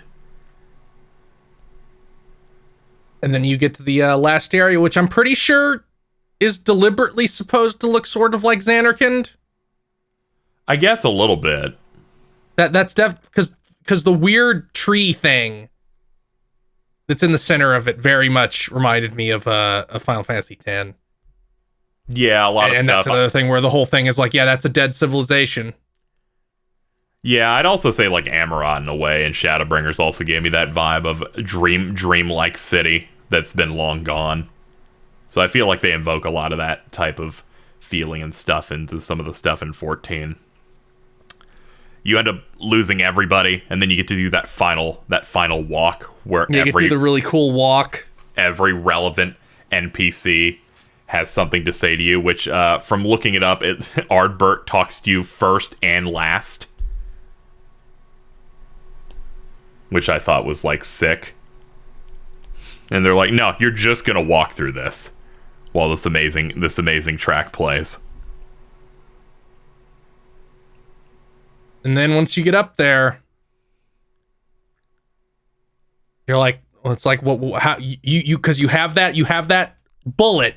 Yeah, you were given a Heidelin bullet by gave you, Heidelin. where it's like, where it's like, I'm gonna charge Azim's gym, so you'll be able to use the Astian's creation magic one time, and so the warrior light uses it to revive Emmett Selk and Hythlodaeus which is And they're like, easily well, we can use it many more times. Yeah, they're like, dude, we have so many uses of this, because before that you get Ishtola saying, you have that thing. Don't waste it on us, please. Don't do it. Don't do that. So it's like, okay, what's the next best thing? And I did not predict that they were going to do this, and it was the sickest shit possible. You summon in the two most capable strikers possible. Emmett Suck's like, finally, revenge. And then he gets like, yeah.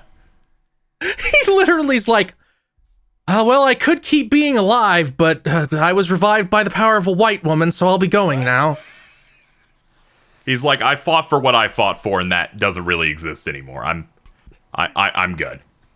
But he literally throws in the part like, I don't want to be alive again because of Venat. Yeah, of course, because that is unacceptable to me. That is the most unacceptable large L possible. He cannot possibly take that. And then Hythlodaeus is like, they might bring us back again in the future. Okay, bye. And then XIV says, they how know many we will be expansions really do you popular. have left? XIV lists the next set of expansion locations and asks if you've been there yet. He lists like a dozen things. Yes, so it's like, wow, you have things for 20 years. It was that moment where they're like, people might think this is the end of everything, so allow me to list everything for main story quest 2 that you could possibly do. I also really like that from the opening of them arriving, they pretty much go, yeah, all the narration we've been doing in New Zones, yeah, it's because we've just been watching everything the whole time. And that was just like literal. Where we're just watching you and describing the things that are happening. Which then opens us up to the final dungeon, which we talked a little bit in the earlier part, but them showing three failed civilizations that you go through with some really good encounters. That last one's a bastard, where they're like, okay, yeah, it is. It's gonna put this blessing on you, and if the blessing gets on you, his AoE's just gonna blow you up from an absurd range. I really liked how it was basically the same sort of dungeon as Amaro in Shadowbringers. Oh, yeah. Where it's like them showing you what happened and telling you. Yeah, you beat that second boss, and you creates get a to really see, good parallel. You get to see all the nukes go off on a civilization. And you're like, yeah, this shit's done. Move on to the next one. It was a real shame. I wanted to do some nice screenshots to the end of the last area, but once you beat the boss, it becomes dead. There's always New Game Plus mode. Oh, yeah. I've been waiting to do the New Game Plus to do certain parts, which I've never been like for any of these expansions.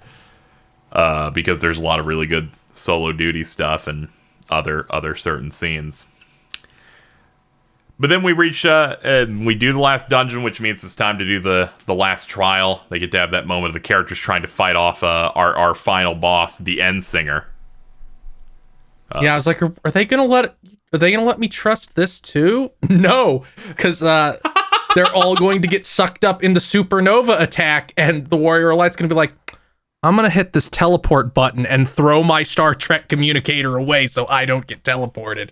Yeah, which was so smart, and I'm like, here we go. This is gonna be like all the other bosses, incredibly hype. We're gonna summon our 7 beams, and then the cracks start forming outside the area, and my brain goes, I'm unsure if this is who's left. I'm unsure if this is about to be the most based cutscene in the entire game. And then I've seen so many people go, it's gonna be Xenos. But I don't think any of them expect Shinryu to break through this fucking wall. And be like, I'm also here. And I'm like, how did you... what? And he's like, I ate the mother crystal. I'm on your side, sort of. I'm on your side, sort of. I ate the rest of the mother crystal, and it just lets me take this form again. Because, of course, that is how that would work. Kryl was like, well, he's going... At least if we give him what he wants, he might end up helping. Yes. That was so good. And it's the funniest dialogue there in the whole game, where he just goes, so this is your prey.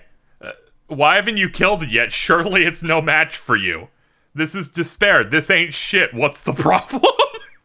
I don't even know what that means. And then he's like, jump on my back. We're going to have the sickest final battle ever. And I'm like, this is the best. I can't. This is a grand fucking slam. And it's like, this is your arena. Your arena is just on top of Shinryu's, like the best. And they're like, here's the first phase of our final boss track. It's the final phase of every previous final boss. And the game and the Final Fantasy main theme at once. Yeah, Jesus Christ. Where I'm just like, oh. That last trial is excellent. It's everything that at the end of a JRPG should. They're throwing planets at you. It's incredibly fearsome. I was scared out of my mind during that section where a bunch of heads start eking ooze and they have the smallest amount of safety room in the entire fight for that. Yeah, there's some rough parts. It just keeps expanding and you're like, are you serious? Like, okay, these two planets are moving. One is moving faster than the other. They're going to collide and make an enormous explosion. So you have to figure out where that's going to be and get away from it. Now I'm going to rewind time and it's going to happen again, but differently. Yeah, that shit. The fact that the big DPS check is this giant purple ball. And you have to beat up a smaller enemy to make sure it won't kill you. And then they're like, you still need to tank limit break this. Even a weakened version will kill you. You're not like Xenos, who apparently could just tank 2 of those. You can't deal with this. And then you get probably the most Kino scene possible. Yeah, and second one. Yeah, once you do the limit break also, when fucking Endsinger goes, oh, that's Dynamis. And you're like, oh, limit breaks are just Dynamis. It's just your emotions flaring up and you doing a cool move. Which also makes it really cool, adds more to Elidibus being able to do them in the Seat of Sacrifice. Yes, it definitely does. That his is the only one to be 4. a 4. He must have really been upset. And he barely remembers it either, too. But he's really mad about it. That he could do a 4-tiered thing. Yeah, you get the top, the perfect scene, the perfect sequence right after they throw a second ball at you that you can't possibly survive, where it's every one of the scions on the ship praying to give you power, mirroring the end of an era scene from Final Fantasy XIV 1.0, where Thancred and Ishtola are doing that same pose they did fucking 9 years ago or whatever to shield you. And you get that they shield you with their Dynamis. And then your boss theme plays because you're entirely in control now, where the boss is like, fuck it, I'm flapping wings at you. While this track goes in so hard, the drums are going insane. I'm trying not to crack because I'm getting really emotional during this high-octane boss fight, which I did not expect. And then you clear it up and it's done. You beat that last boss. You get to have that emotional moment with Medion where it's like, yeah, I'll be your friend. It's all good. It's all good. Everything's fine now. Let's fix like, things. I'm gonna go tell your friends that you'll be back soon. Yeah. And then Xenos is like, guess who's still here? And I genuinely forgot, even though you see him at the start of the scene, and I'm like, oh fuck, this is it. And he gets to have that scene that you can almost take in a meta sense of, yes, you're a hero, you do things to help people, but you love hard content. You love when fights are hard. He gives you another Metal Gear speech. Yeah, he has that moment. It's like, you seek the thrill of these cool fights, don't you? And then they give you those 3 choices. And anyone who picks that second choice sucks. I finally found someone who picked it, and it's so bad. Like, the responses are really terrible. You don't get the smirk. Yeah, what's the point if you don't get the smirk? Because if you do the third choice, and he goes, finally mustered the desire to kill me, have you? Because you're like, fuck you, I'm ending it. But everyone should pick the top choice where you're like, I can't lie, I actually do like fighting. And you go on smirk him to usher in the final boss. I was almost completely right on there being 2 boss fights in a row. I said 2 trials. This is a solo boss instance where you 1v1 Xenos while Footfalls plays. And it's so good. Because they're like, he ate the Mother Crystal. He has every primal attack in the game. It's like he'll do Shinryu, then he'll do Bahamut's like Akmorn or whatever. He's going to use Diamond Dust. He's going to do all of it, and then a bunch of really cool Reaper stuff. And I was fucking marking out. It was so good. And then at the end, they're finally just hit him. Yeah, after you go through 2 fights with him, because the first one he's normal, then he goes into a sicko juggalo mode. And then he puts the veil on or whatever the fuck the Reaper has. Yeah, then they go in, you do the active time maneuver, being able to block the attack one more time, and then you do the ultimate fist fight, also known as everyone asks, how did the Lalafell do this? Those camera cuts do a lot of work in the Lalafell version. They have to work very hard. They have to put their fucking all into it. It was just so perfect. Like this final sequence, I couldn't have asked for it to be as good as it is. Where I'm just like, this is shockingly amazing.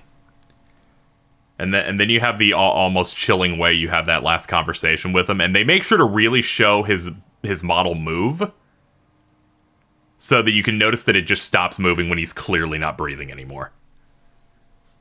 To be like, yeah, he's dead. He's definitively fucking gone. And also has basically no way to get back either. It is really funny how it has this energy of just like, all right, I'm about to head out. And you just teleport away.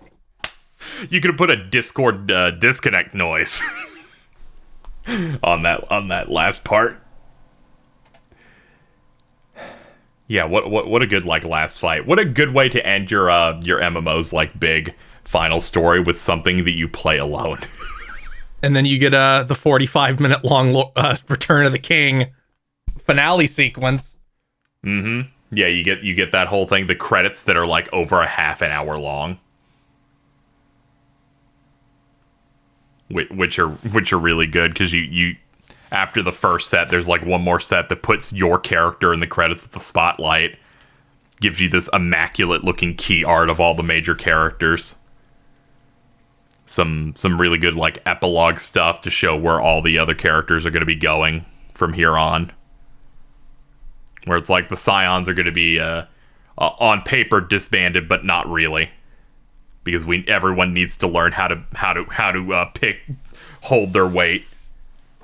Yeah, everybody says what they're going to do. Mm-hmm. You can you get the most important information in the entire game in the conversation with Astinian.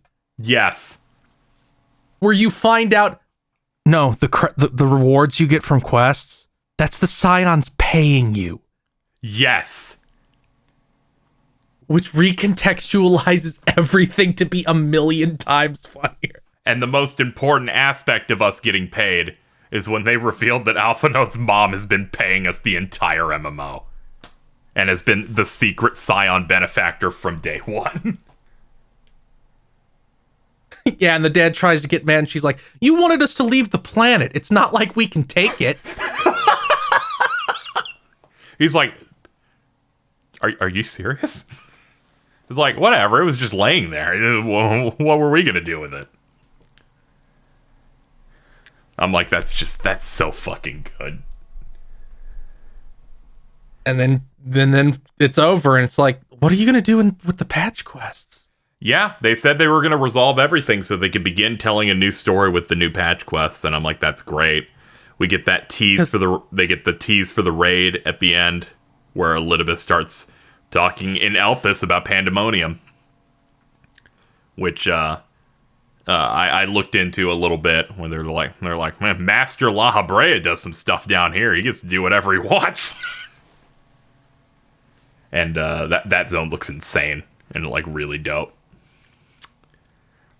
But yeah, I don't know what they're gonna do next. Because I can't imagine, like, they're definitely not gonna be like, okay, no time has passed, get everybody back together. Yeah. So it's like we might get that thing that I've wanted since Shadowbringers, since I played Shadowbringers, where it's like just slap whoever in the trust spots, because you have the same AI. Like, once you have an AI for a class, you have it for everybody. You don't really need to make them act that different, other than one or two things. Yeah, you can just do that for brand new characters. Yeah, brand new characters even, but like you could go with old characters that we haven't gotten a whole lot of, stuff for. Yeah. They could it could literally. What I'm most wondering is like, how are they going to set up for the next thing? Because it could be real stupid. Yeah. Who knows what they want to do with that? They could go to one of the other shards, which I feel like is their easiest way into doing something wholly disconnected. I have a really strong feeling that there's going to be like an enormous engine refresh and a time skip. Something that I was not for until I finished this, and I'm absolutely for, is the next expansion. You make a tab called MSQ2, and you just let people start there. That's what I assume it's going to be, because I assume there will be some version of like the warrior light somehow gets like frozen for 10 years. Or something ludicrous, where it's like, no, you don't know what nobody knows what happened, so now you can start here. And if you're starting new, it's like you don't know what happened. You can go play that if you want at your own pace, but you can also be going through this. Yeah, I feel like if you're gonna do something, you should let that be an option. All the other times, it doesn't make sense to have people jump in from this expansion. But they said they're setting up the next decade of this game with this next set of expansions. And I'm like, this is the time you would absolutely... It would also be incredibly funny if they're like, a Kingdom Hearts happened, so now you're level 1 again. Yeah, I could totally see them being like, that is the game as it stands with the abilities and you start the next expansion and you get the new Dragoon Job Crystal, and it's like, these moves are different. Like we're starting from square one. This is like the new age. It would. I'm gonna say this now because I think it could happen, and I want credit if it does. Okay. Where they're like, something happens and the warrior light is like knocked out for years, like 5+, and then when you wake up, it's like, yeah, we had all this advanced tech from like the Crystal Tower and the Ironworks and going to the moon and shit. Everything's just like Final Fantasy VII and 8 now. We have progressed like 100 years in technology in 5 years. Yeah, that would be so good. I would like to see some changes to the world, so I feel like a time skip could do them really well. I can see really clearly just like go on the next adventure in Unreal Engine 5 that isn't running on essentially the same thing as Final Fantasy XI. Yeah, I can see them doing some like changes to the engine. I don't think it's going to be something drastic like on a completely different engine. Oh, I absolutely think it's going to, because if they're dropping PS4 for the next expansion, which I think they will, because it'll like, if they keep the same level of development, the next expansion will come out in, I think, the summer of 2024.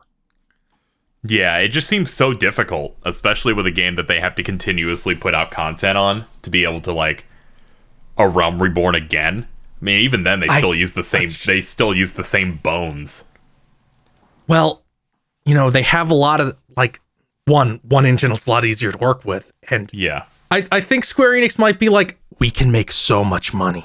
Oh yeah, they totally could. I feel like at the very least they just need to have a new point where they're like, you can get in here. And then yeah, they're definitely going to do that minimum, but there's just so many things that they can't do because of all the spaghetti code. Yeah, where it's like the reason they had to do the stat squish was because the tech couldn't handle big numbers. And I'm like, the numbers even on like high tier raids were becoming so ludicrous that when they tested it on Endwalker, it just broke. Yeah, like and like WoW did stat squishes, but they let people get up into millions of hit points already. So it's like they definitely need to do something massive to catch up tech wise, because they do really impressive things with this game, but it's still technologically old. Yeah. But overall, I'm really excited to see what they do for the future of it. Like what engine refreshes, how much better that is. I imagine. they could if they're doing main story quest 1 and main story quest 2, they could literally have them be different clients. Yeah, that's true. That's true. You could just jump over to that one. Especially if it's on next gen exclusive, because they have the SSD, they can load whatever client instantly. Yeah, I feel like they have some opportunities to really like, this is the time to do some different things. And I feel like it could be really, really, really good for them. And a lot of it comes from the fact that they really nailed what they needed to do here with what we have right now. Like, Endwalker has done such a great job. There's never been a bigger dub at the end. Yeah, honestly. Yeah, it just I felt so, full from closure. Yum. There was just so much. They nailed every note I really needed them to do. Did you have anything you wanted to talk about that we somehow did not cover on here? Any small anecdotes, any moments, anything in general? Oh, we got pretty much everything. Okay. Then starting with you, give us your review and score for Endwalker. I started Final Fantasy XIV in earnest in like August. Mm-hmm. I played somewhere in the ballpark of like 400 hours. It was worth it. It was even worth it before Endwalker, but Endwalker really makes it worth it. There's so much stuff that no other game gets to do because they have stupid people in charge. It is like, no, we need to give you meaningless choices, so we can't have a consistent cast. No, we can't have the same person write things once we realize they're good. We have to just fuck shit up. But Endwalker fucks nothing up. Yeah. Something that everybody was excited for came out and nobody, there isn't a single person I've seen who's like, no, it's bad. Yeah, the closest thing to a negative thing that I saw were people going, they're trying to make you forgive the Garleans. That was the closest thing to a criticism I saw, which was wrong. Insane. Yeah, and I'm like, God damn it. So I'm like, yeah, I'm giving this a 10. Yep. All right, so I've been playing Final Fantasy XIV on and off since A Realm Reborn, so I guess that was like 2013. This game has defined my 20s effectively, and I've enjoyed it throughout. And it just kept getting better and better as it went on. I'm even a lot higher than some people on Stormblood, where I'm like, there's plenty of stuff I enjoy in that. This was incredible in a way I did not expect. I feel like it's maybe one of the strongest finales to a piece of media I've felt in a very long time, if ever. How just full and how well executed everything was. The density, the fact they were able to pull this off through COVID. The fact that their composer was able to beat cancer and compose this soundtrack is incredible, insane, and just everything just feels like a step up in every degree. That this is a 10 for me, and it's probably my game of the year at this point. I'm gonna have to I'm going to have to reassess, but I think it might just have auto locked with a power gap. Yeah, it's so hard to imagine anything. Because it's just, I was in that mode where I'm like, there are games that have done there have been big games that have come out that have advanced things, or they're completely new experiences, but this was just so immaculate and fucking nailed everything that this game has set out to do in a way that I was not ready for. I was ready for something to be really solid that could just hit my top 5. It's like, you nailed it. You had some good moments. But this expansion brought me to tears multiple times of just like, you're doing it. You're giving me this closure that I didn't know I needed, just from every angle. But yeah, it's a 10 for me. I thoroughly enjoyed this, and I'm really happy that it worked out. And you can tell it was of that quality because I still played it despite those queue times. Yeah, like, there's few things I would have been willing to sit. Of that. Not at all.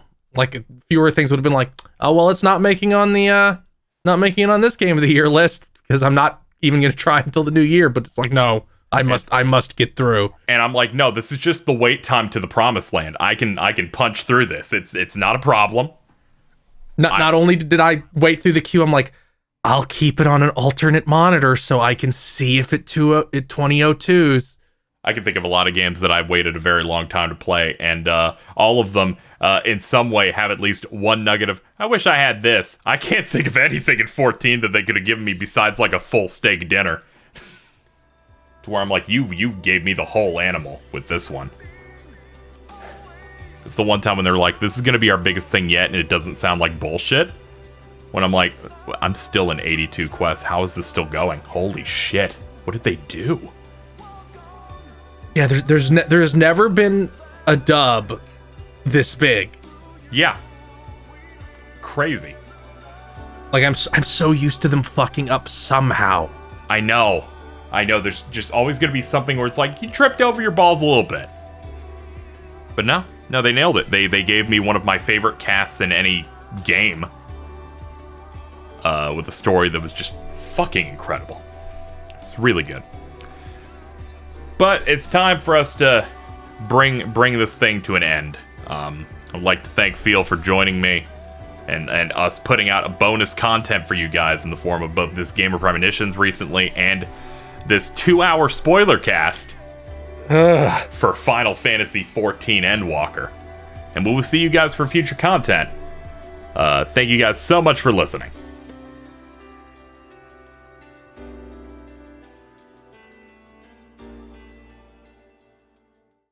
The executive producers for this month of GigaBoots are Esme, E. Lee Broyles, Star Falcon, Spaceman Spiff, Red Blaze 27, Brendan O'Sullivan, Live Action Muito Real, Completely Normal Adam, Cooper Tank, Zilter, and Virvarm. Thank you very much to our executive producers, and also these patrons. If you want to become an executive producer for an obscure but powerful YouTube channel, head on over to patreon.com/gigaboots today.